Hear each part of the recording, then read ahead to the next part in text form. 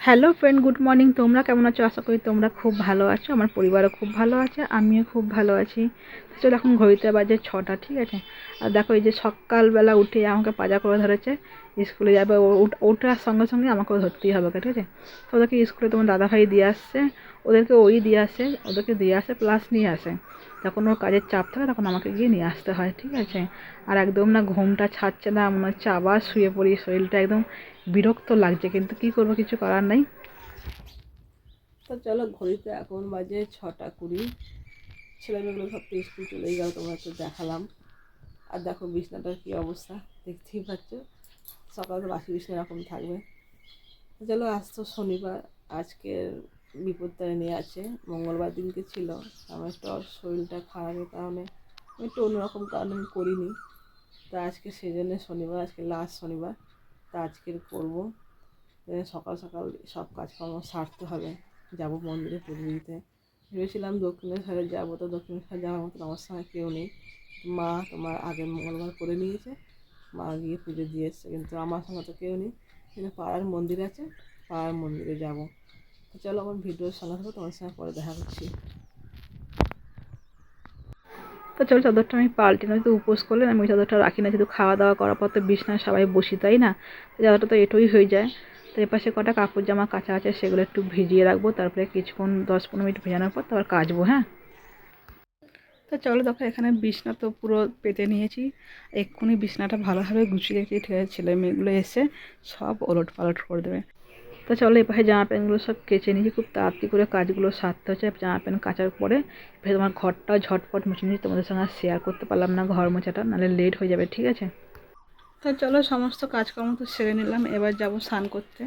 স্নান টান করে তারপর যাব বাজারে, তোমার ফল কিনতে যাবো। 13 রকমের ফল কেনার আছে, ধাগা কেনার আছে। তো চলো, এখন তাহলে রাখি। তা চলো, স্নান টান পুরো কমপ্লিট করে ফেললাম। আর দেখো বাইরে প্রচণ্ড রোদ্দুর। আমি যেখানটা দাঁড়িয়েছি সেখানটা আমি পা রাখতে পারছি না, মানে এতটাই রোদ্দুর। মানে আজকে প্রচণ্ড গরম, পুরো বুঝতেই পারছি। আর তোমার দাদাভাই বলছে এই গরমের মধ্যে তুমি উপোস করো না, এমনি তোমার শরীর খারাপ করে উপোস করলে। দাদা আমি শুনবো না, আমি তো উপোস করবো। আর ডাক্তারও তো মানা করেছে উপোস করতে, ঠিক আছে। তা চলো, এদিকে রেডি হয়ে নি, কেন বাজার যাব ফল কিনতে। তা চলো, ওরা তো এখন অবধি আসেনি, দেখতেই পাচ্ছ ঘরটা আমার ফাঁকা। তা আমি যাবো একটুখানি বাজারে, ফল টলগুলো আনি, আর এসে ঘরে পুজো করে তারপরে মন্দিরে যাবো। চলো, ভিডিওর সঙ্গে সঙ্গে সব দেখতে পাবে। তা চলো, বেরিয়ে পড়লাম। বাইরে প্রচণ্ড রোদ্দুর, ছাতা না নিলে না একদমই হবে না, বুঝতেই পারছো। আর বেশিক্ষণ লাগবে না, তাড়াতাড়ি করেই ফলটা কিনে আনবো। তা দেখো, এখানে আমার ফলগুলো সব কেনা হয়ে গেছে। তা চলে এলাম বাড়িতে। আর দেখো আমি ঘেমে কি অবস্থা হয়েছে, মানে এতটাই গরম করছে, মানে কখনো আমি জামাটা চেঞ্জ করব।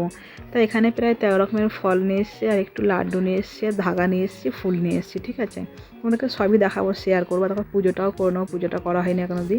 গাছে কটা ফুল ফুটেছিল, সেগুলো সব তুলে নিয়েছি। তা চলো, দিয়ে পুজোটা সেরে নিই। আর প্রথমে শিবকে স্নান না করালে তো মানে মনে শান্তি হয় না।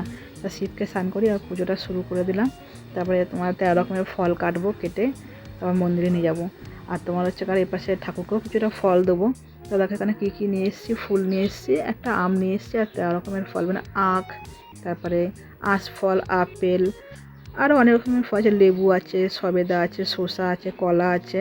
এরকম পুরো 13 রকমের ফল পুরো গুছিয়ে নিয়ে এসেছি। দাদাভাই আনতে পারবে না বলে সেজন্য আনিনি। করম চা। এখানে আমার পুজোটা দেওয়া কমপ্লিট হয়ে গেছে। আর দেখো আমি এখানে, তা চলো, এখানে ঠাকুরের জন্য 13 রকমের ফল তো কাটা হয়ে গেছে, ঠিক আছে। আমি এই ঝুড়িটার মধ্যে একটা পাশে গুছিয়ে সব নিয়ে যাব। আর এখানে ধাগা আছে 4টে, সে ধাগাগুলো এখানটায় নিয়ে নিই। আর আপাতত ফুলটা এর উপরটা নিয়ে এখনও ধূপকাঠি বাতাসা নিয়ে আসবো, তারপরে বেরোবো। তো দেখো আমি রেডি হয়ে গেছে। দেখো কমলা শাড়িটা আমার কেমন লাগছে তোমরা কমেন্ট করে বলো, ঠিক আছে। দেখো এখানে ফল আর ধূপকাঠি, মোমবাতি, তারপরে ধাগা, ফুল টুল সব রেডি করে নিয়েছি। একটু লাড্ডু নিয়েছি, আর ছেলে মেয়েগুলো আমার সঙ্গে যাচ্ছে, ঠিক আছে। আর দেখো ভালো রোদ্দুর কিন্তু আজকের, এতটা রোদ্দুর যে মানে দাঁড়ালেই মাথাটা পুরো ঘুরে যাবে। আর দেখো প্রায় মন্দিরে ভালোই ভিড় হয়েছে। আর এখানে প্রায়, হ্যাঁ, ভেতরটা প্রচুর মহিলারা সব বসে আছে। তো চলো, এইটা মানে এদের হয়ে গেলে তারপরে আমি বসবো। তো ছেলে মেয়েগুলোকে বললাম একটু রোদে দাঁড়াস না, একটুখানি কোথাও ছামাতে বস। আর দেখো এতটা রোদ্দুর না, মানে একদম দাঁড়ানো যাচ্ছে না, মাথা পুরো গরম হয়ে যাচ্ছে। তা চলো, এবার আমি বসে পড়লাম। আমার পিছনে আরও অনেক বউরা আছে, তারাও সবাই একসঙ্গে বসবে। দেখো মায়ের মুখগুলো কত সুন্দর লাগছে, মাকে দেখে যেন তাকিয়ে থাকতে ইচ্ছা করছে, মানে এতটা সুন্দর লাগছে মাকে পুরো ফুল দিয়ে আজকে পুরো ভরিয়ে দিয়েছে সবাই। আর জবা ফুলটার সঙ্গে মাকে খুব সুন্দর লাগছে, মায়ের মুখটা পুরো জল করছে একদম। চলো এখানে পুজো শুরু হয়ে গেছে, আর নাম গোত্র জিজ্ঞাসা করা হচ্ছে, আর তোমার এরপর ফুল দেওয়া হয়ে গেলো। ছেলেটা আমার সঙ্গে এসে বসেছে, মেয়েটা তোমার বাইরে দাঁড়িয়ে আছে।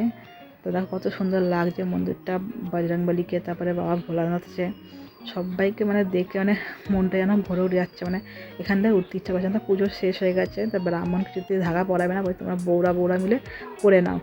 আর জোর জবরদস্তি করে আমরা ধাগা ওনার হাত দিয়ে পরে নিলাম, ধাগা ব্রাহ্মণ হাতেই পরলে ভালো হয়, ঠিক আছে। দেখো মায়ের মুখটা কতটা সুন্দর লাগছে, মাকে এতটা সুন্দর লাগছে আজকে, মায়ের দিক থেকে মুখ মানে ফেরানো যাচ্ছে না। আর বাইরে চলে এলাম ধূপকাঠি দিতে, তাই এখানেও মানে এত হাওয়া দিচ্ছে যে মানে মোমবাতি জ্বলছেই না, মোমবাতি লেবে যাচ্ছে। দেখো পুকুরটা কতটা সুন্দর লাগছে, আর এই পুকুরটার পাশে এসে বসে থাকলে না মনটা পুরো শান্তি কিন্তু আসি না ছেলে মেয়েগুলোর ভয়ে, ঠিক আছে, জল বলে কথা। তা বাড়ির দিকে চললাম। তা চলো আজকের উপোস করে আমাকে রান্নাবান্না কিছুই করতে হয়নি, তোমার দাদাভাই ভাত করেছে, ও ভাত খাবে বলে, আর সবজি করেছে। আর এখানে তোমার হচ্ছে কাকরুল ভাজা করেছে, উচ্ছে ভাজা করেছে, আর লুচিটাও করেছে। আমি মানা করেছিলাম আমার জন্য করতে, তা হয়তো লুচিটা করেছে, ঠিক আছে। তো ও তো ভাত খাবে, ছেলে মেয়েগুলো আমার সঙ্গে লুচি খাবে, ঠিক আছে। তাদের একটু প্রসাদটা মুখে দিই, আর প্রসাদটা মুখে দেওয়ার পর না এমনিতেও কিছু খেতে ইচ্ছা করে না, খাওয়ার ইচ্ছাটা একদম থাকে না। ওকে বলেছিলাম আমার জন্য কিছু করতে হবে না, তো রেগে যাচ্ছে, বলছি উপোস আর কোনোদিন করবে না, তুমি যদি এরকম করো কিছু না খাও তো উপোস করবে না। তো চলো আজকে উপোসটা করে আমার কষ্টটা হয়নি, কেন এই উপোস করার পর রান্নাবান্না করতে খুব কষ্ট হয়ে যায়, বুঝতে পারছো। তো এখানে বসে গেলাম খেতে 13 রকমের লুচি, আর ওরা আমার সঙ্গে লুচি খাবে, তো দাদাভাই ভাত খাবে। তো চলো খাওয়া দাওয়া তো হয়ে গেছে, ওর এখানে কটা বাসন আছে, বাসন কটা মেজে নেবো, কেন মেজে টেজে তারপরে একবারে একটু রেস্ট নেবো, তারপরে মেয়ে আবার নাচের ক্লাসে মেয়ে। তো চলো বাসন টাসন তো মেজে কমপ্লিট করে ফেললাম।